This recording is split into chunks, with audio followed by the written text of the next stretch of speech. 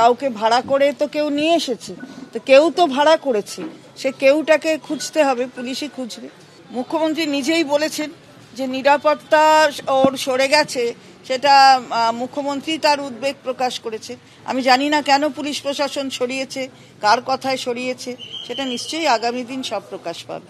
গোষ্ঠী কোন্দল টোন্দল জানি না, কিন্তু যদি কোথাও কেউ কিছু করে থাকে, সে যেখানে যে গোষ্ঠীর যে হোক না কেন, অন্য রাজনৈতিক দল হোক, সাধারণ লোক হোক কিংবা গোষ্ঠী হোক, তা ধরা পড়বে। অপরাধীর কোনো জাত বর্ণ এসব থাকে না, শ্রেণী থাকে না, অপরাধী অপরাধী।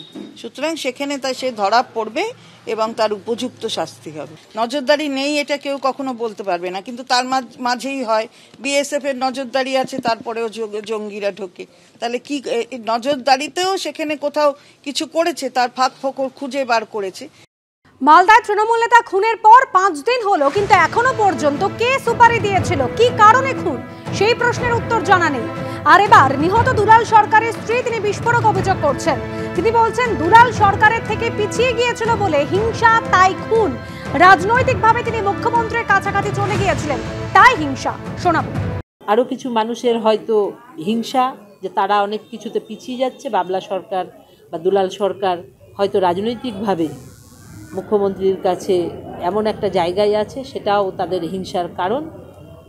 অবশ্যই নিকৃষ্ট মনের মানুষ যারা এটা করেছে, যে তারা লোভ এবং পাওয়ারের যে তাদের ভীষণ রকমের চাহিদা, তার থেকে এই ঘটনা ঘটিয়েছে এবং একজন নয় একাধিকজন আমার মনে হয় এতে যুক্ত আছে।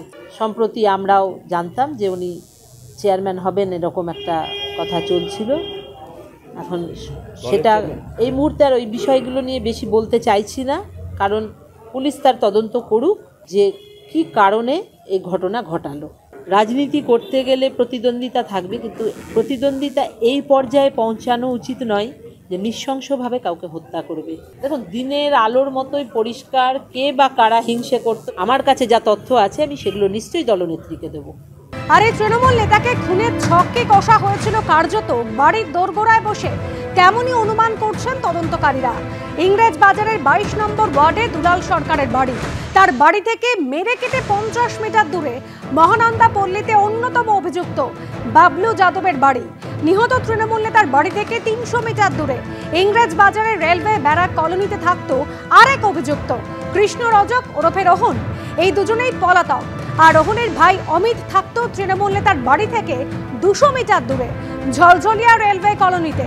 আর সূত্রের খবর, তৃণমূল নেতার বাড়ির কাছে মহানন্দা পল্লীতে বসেই এই খুনের ছক কষা হয়েছিল। দুলালের গতিবিধির ওপর নজর রাখতে রেকিও করা হয়েছিল 10 দিন ধরে।